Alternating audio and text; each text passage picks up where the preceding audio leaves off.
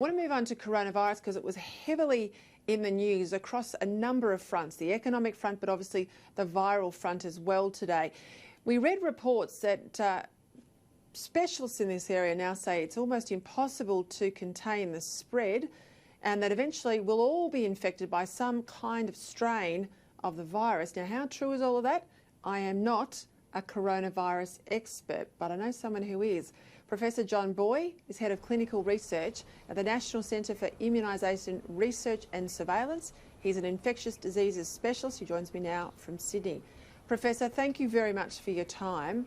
I think it's so important that I get experts like you to talk about this, because I don't like a sense, particularly in the media, that people are panicked without getting accurate information. There was a report today from a Professor Ian McKay saying it would be unrealistic to expect coronavirus can be contained and that eventually we will all get it. Now, I suspect it's not dissimilar in that respect to the flu. Eventually, if we live long enough, we all get some variant of the flu. Take us through how true this is and what should be our level of expectation. Well, this coronavirus is probably going to infect at least 10 or 20% of people. If it gets out of control in Australia, it could go up to 50 or more %. It's not going to get to everybody. Some people will have some immunity, some people will just be spatially unlikely to contact the virus. So the great majority of people, I think, will not catch it. Furthermore, those that do catch it, a good 80 to 90% will have no more symptoms than that of a common cold or a mild bronchitis. It's only the 5 to 10% of people who get it more severely might need to see their GP, and then maybe a half or a third of them might need to go to hospital. So it is nasty because so many people are going to get it, but the great majority will not get it severely. Well, just on the point that you talk about vulnerable people, I presume there we're talking about people with a compromised immunity, older people, infants and young children. What makes it capable of being a cold in one person and life-threatening in another? Well, I just want to pick you up on one point there. I'm a paediatrician, and we're really quite surprised how little children are being affected by this virus. It may be that they're catching it. Yeah, when they catch it for the first time, they only have a mild reaction.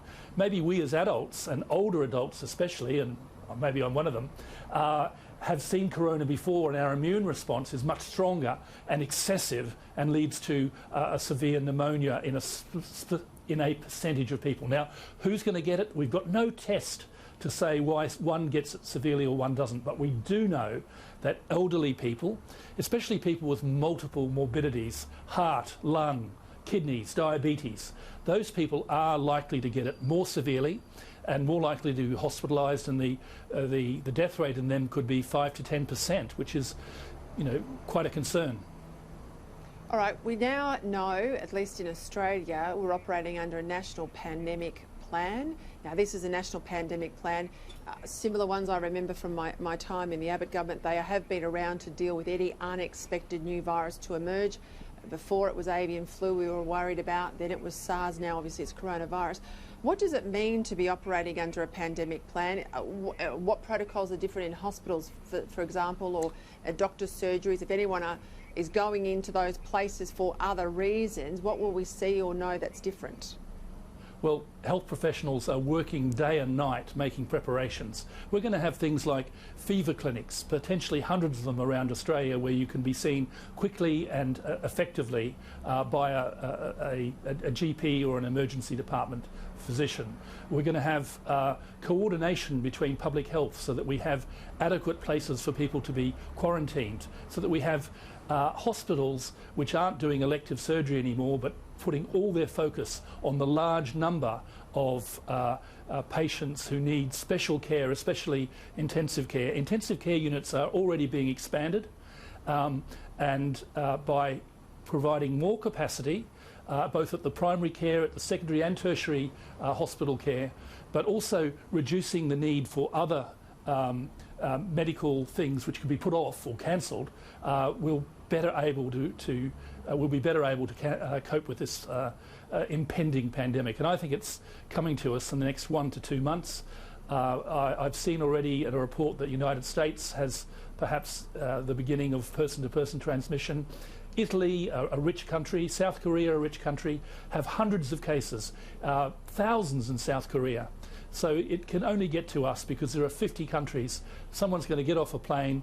In fact, tens and hundreds of people could easily get off a plane with a mild illness. Remember, the majority of people have a mild illness.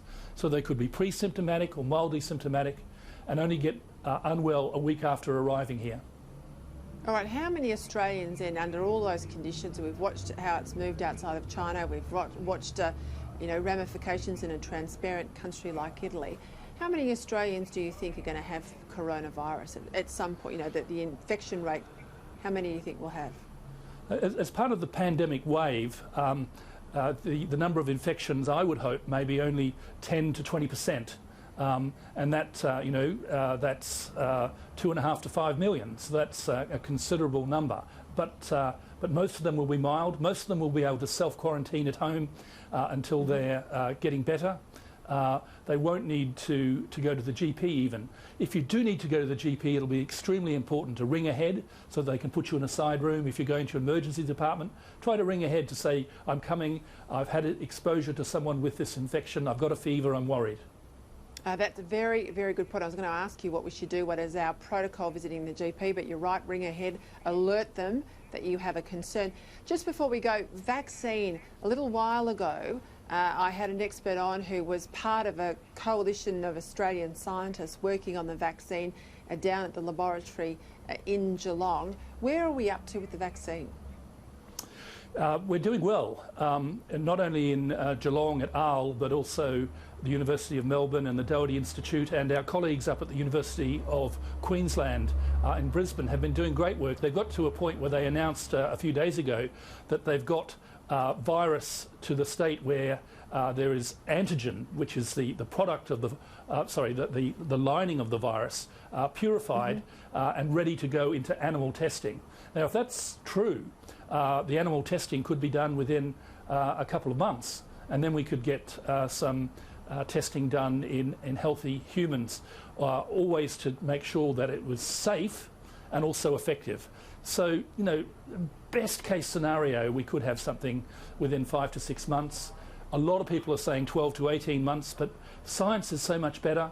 The application is enormous from our colleagues in the labs, and there are 30 institutions around the world working on this. You are an extraordinary font of knowledge. I know you're in a lot of demand, Professor Robert Booy. I really appreciate you making time. It's a Friday after all, to come on and just take us through all that sort of detail. Very much appreciated.